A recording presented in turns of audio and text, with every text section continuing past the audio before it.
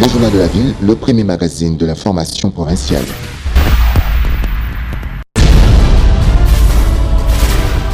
Tout de suite, le journal.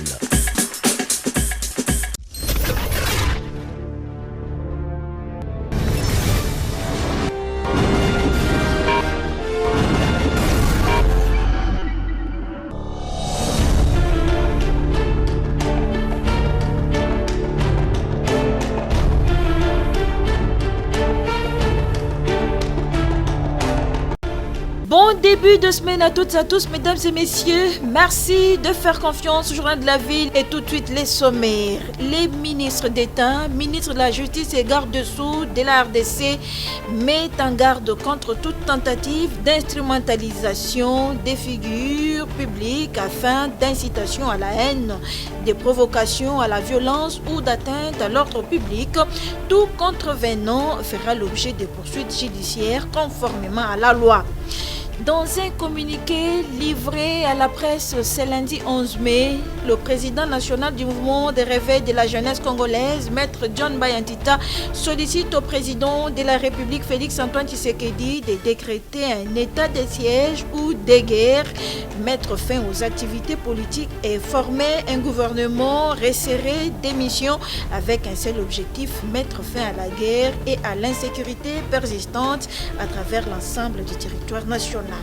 Ça fait débat sur la toile. Le pasteur Moïse Mbié de l'église Cité Bethel dénonce la dérive de certains pasteurs de l'église qui, d'après lui, ont abandonné leur mission de prêcher la bonne nouvelle pour s'intégrer dans la politique. Le pasteur Moïse les traite des camps des lépreux.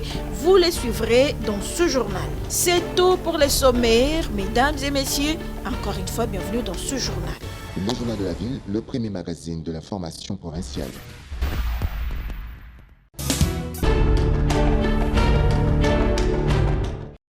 Après avoir suivi avec beaucoup d'attention et de sagesse la conférence de presse tenue par le président de la République, Félix-Antoine Tshisekedi, et celle tenue par l'opposant Martin Fayoulou, le mouvement de réveil de la jeunesse congolaise, MRJCO, dans un communiqué livré à la presse ce lundi 11 mai 2026, signé par le président national de ces partis, Maître John Bayantita, compare les deux citoyens aux deux femmes devant le roi Salomon, dont l'une était véritable mère qui protégeait l'enfant et l'autre qui voulait sa mort.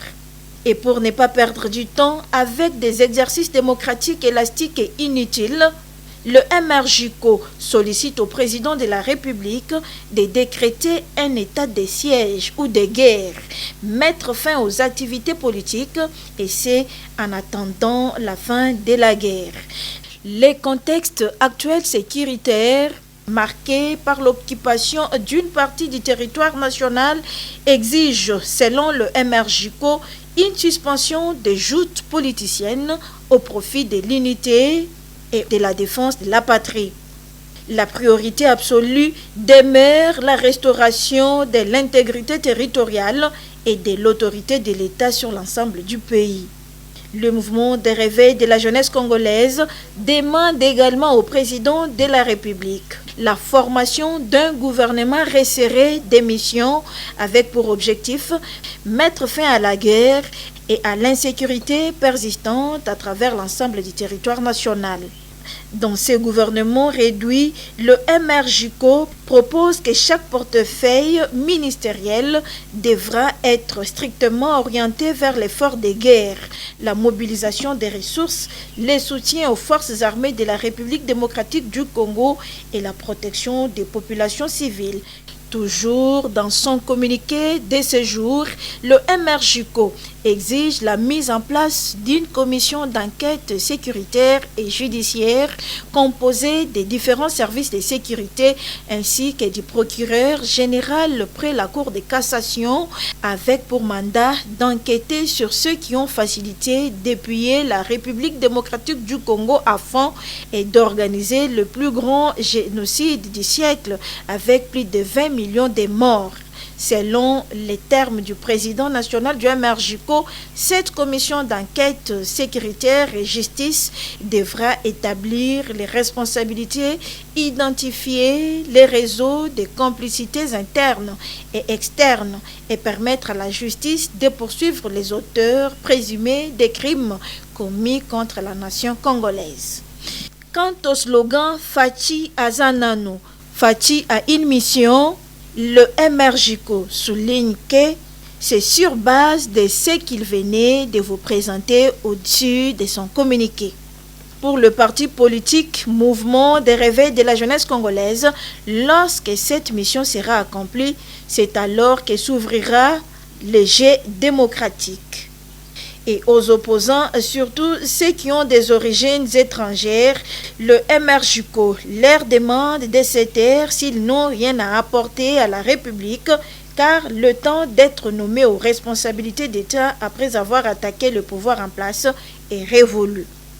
Aucune élection crédible, aucune réforme institutionnelle et aucun développement ne sont envisageables tant que les pays demeurent agressés et partiellement occupés. La souveraineté nationale et la vie des Congolais priment sur toute autre considération, précise le MRJCO dans ses communiqués.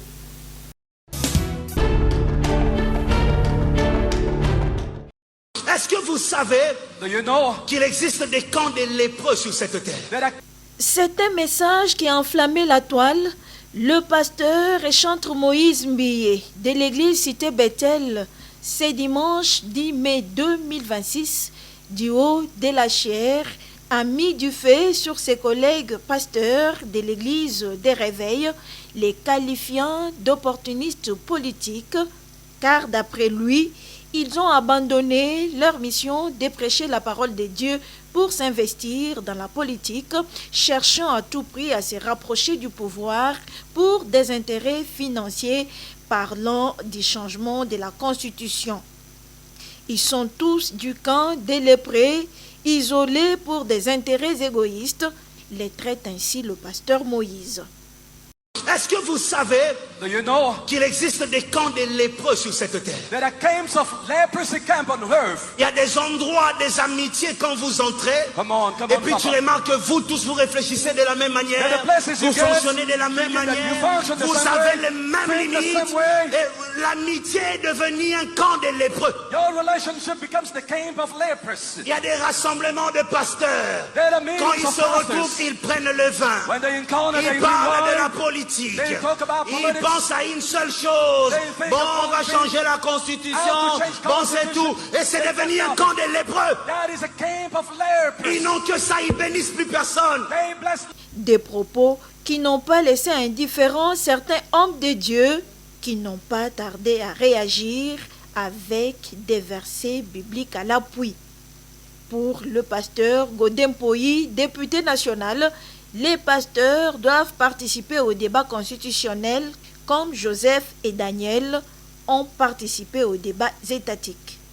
Il estime que les pasteurs sont les seuls de la terre et doivent parler avec autorité. Et pas plus tard qu'hier, dans le même ordre de dénonciation que le pasteur Moïse, il y a aussi cette récente parabole du pasteur Sonny Kafuta Rockman de l'église armée de l'Éternel qui pense au changement de la Constitution. Mon père spirituel, l'apôtre Alexandre Aidi Nabala, m'a dit ceci: dans ta vie, espérez seulement l'Éternel. Deuxième chose, ne prenez pas l'argent de César ni d'Hérode. Quand le sacrificateur s'entend avec Hérode, ce qui veut dire il complote pour tuer Jésus. Quelqu'un est en train de comprendre? Quand César, quand Hérode s'entend avec le sacrificateur, c'est pour préparer quoi? La mort de Jésus. Mais en dénonçant la dérive de certains pasteurs, le pasteur Moïse Mbiye précise qu'il n'est pas contre le président de la République et qu'il ne soutiendra un changement de la Constitution uniquement dans l'intérêt du peuple.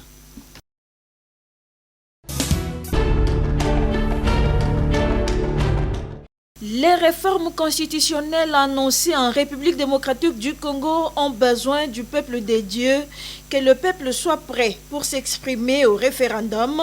L'archevêque Évariste Ejibaya Mapia, représentant légal et responsable de la plateforme Église des réveils du Congo, après la communion du président de la République Félix Antoine Tshisekedi ce dimanche 2 mai 2026 avec les fidèles de l'Église pentecôtiste et des secouristes à son invitation. Sentiment de joie et de reconnaissance, l'autorité du pays avec ses occupations. Et d'ailleurs aujourd'hui, il y a eu une pluie, mais il s'est déplacé pour communier avec le peuple de Dieu. Ceci montre à suffisance comment il aime Dieu, comment il aime le peuple de Dieu. Nous sommes contents.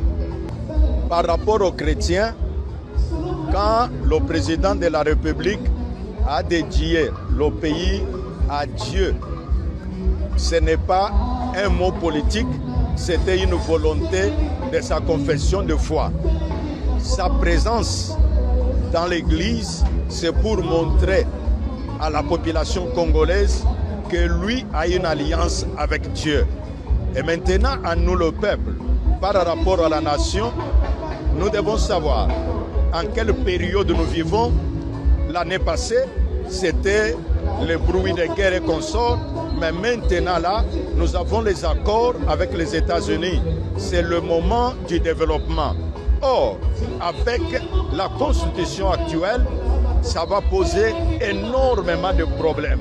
C'est pourquoi notre demande est que le peuple de Dieu en République démocratique du Congo comprenne le temps que nous vivons. Alors avec ce temps, les réformes constitutionnelles annoncées ont besoin d'abord du peuple de Dieu, parce que ce sont eux qui disent à Dieu de faire quelque chose pour le pays. Et deuxièmement, quand la loi référendaire sera disponible, que le peuple de Dieu soit prêt pour aller au référendum. Il s'y est dénoté qu'au cours de ces cultes d'action de grâce, des prières et exhortations ont été adressées pour la nation congolaise, les autorités du pays, ainsi que pour le retour durable de la paix sur toute l'étendue du territoire national.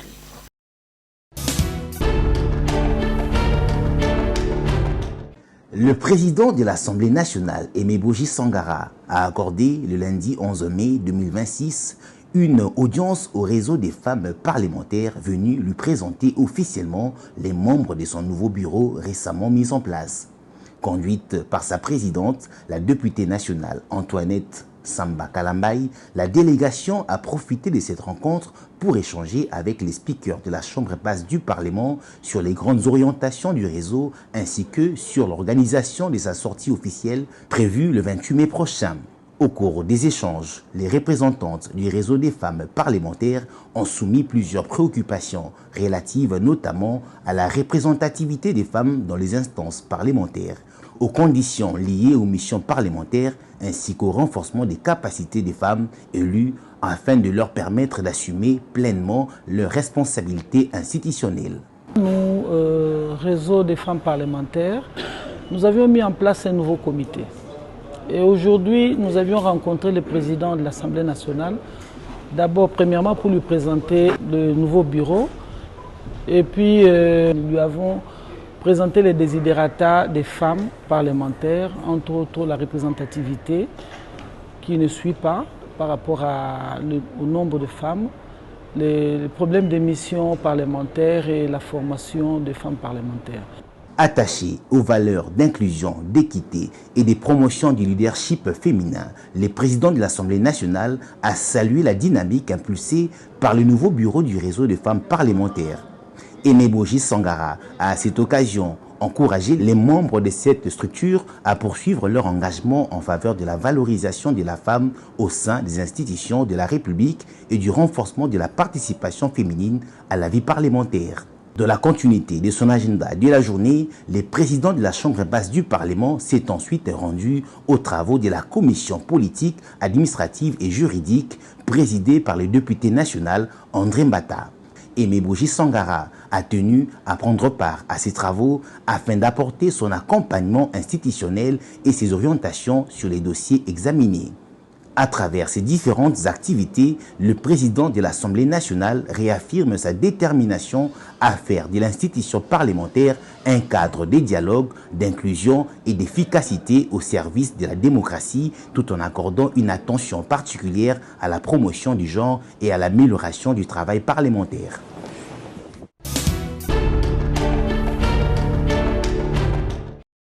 Communiqué de presse. Le ministre d'État, ministre de la Justice et garde des Sceaux de la République démocratique du Congo condamne avec la plus grande fermeté les agissements d'une particulière gravité constatés ces derniers jours dans les cyberespaces caractérisés par la diffusion répétée des propos outrageants, injurieux, diffamatoires et menaçants à l'endroit de son Excellence, Monsieur le Président de la République. Ces comportements intervenus notamment à la suite de sa conférence de presse du 6 mai dernier ne sauraient en aucun cas être couverts par la liberté d'expression.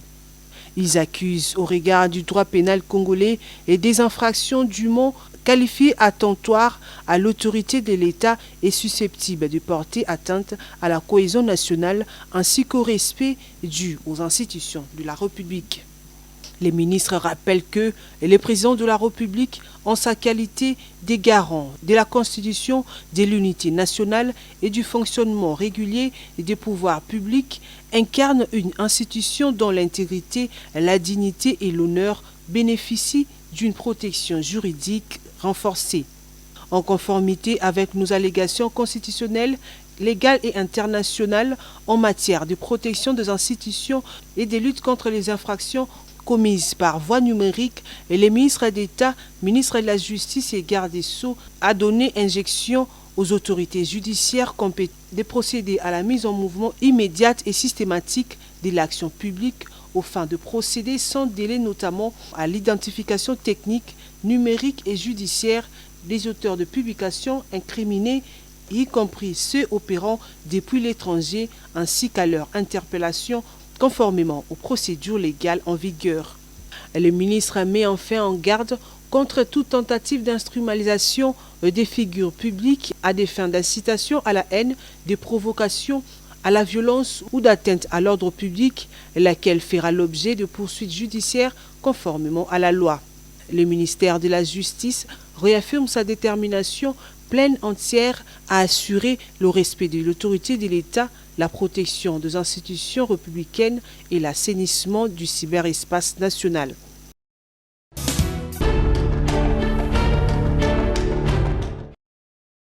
L'ASBL Nouvelle Vision de Grand Léopoldville, à travers son président Faustin Bimitia, intensifie les démarches sur le terrain pour la reconnaissance officielle de Pierre Moulele, un héros national oublié selon lui. Nous avons en tant que NVGL, Nouvelle Vision de la Grande Léopoldville, l'inquiétude de vous informer que Pierre Moulele est un héros oublié. L'histoire de notre pays ne peut être écrite sans reconnaître la place de Pierre Moulele. Premier ministre de l'Éducation nationale de notre pays, il fut reconnu lors de la conférence nationale souveraine CNS comme martyr du courant de l'Umumbiste. En 2002, un acte significatif fut posé à Kinshasa lorsque l'avenue de la Révolution ex-24 novembre fut rebaptisée avenue Pierre Moulele par l'arrêté du gouverneur de la ville reconnaissant son combat.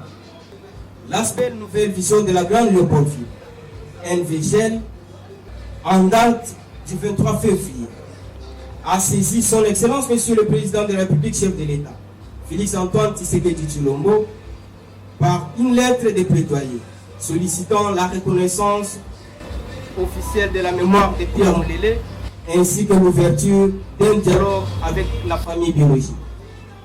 Nous rappelons que Pierre Moulele, aux côtés d'Etienne Tshisekedi Mulumba et de Musée Laurent Désiré Kabila, tous disciples de Patrice Emery Lumumba, ont mené les mêmes combats pour la dignité du peuple congolais, empruntant des voies différentes pour atteindre un objectif commun.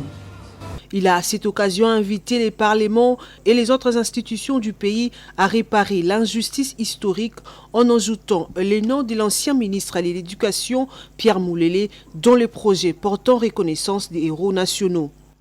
Nous invitons respectivement les parlements et différentes institutions de notre pays de réparer l'injustice historique en ajoutant le nom de Pierre Moulele dans le projet portant reconnaissance des héros nationaux aux côtés d'équipe Bavita, Simon Kimbangu et Etienne Tshisekedi Mulumba. C'est ici l'occasion pour nous de remercier son Excellence, Monsieur le Président de la République, chef de l'État, Félix Antoine Tshisekedi Tshilombo, pour son courage et sa détermination pour avoir permis l'inhumation de Patrice Lumumba en 2022. Et nous espérons que Pierre Moulele sera également enterré à Kinshasa dans les jours à venir. Enfin, nous annonçons la tenue de la grande conférence et de la messe le 3 octobre 2026 à Kikwit à l'occasion de la commémoration du 58e anniversaire de la mort ou de l'assassinat de Pierre Moulele.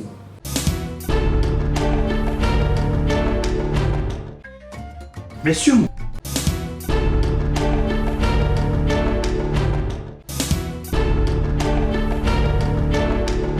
nous sommes arrivés à la fin de ce journal de la ville. Mesdames et messieurs, merci de nous avoir prêté oreille.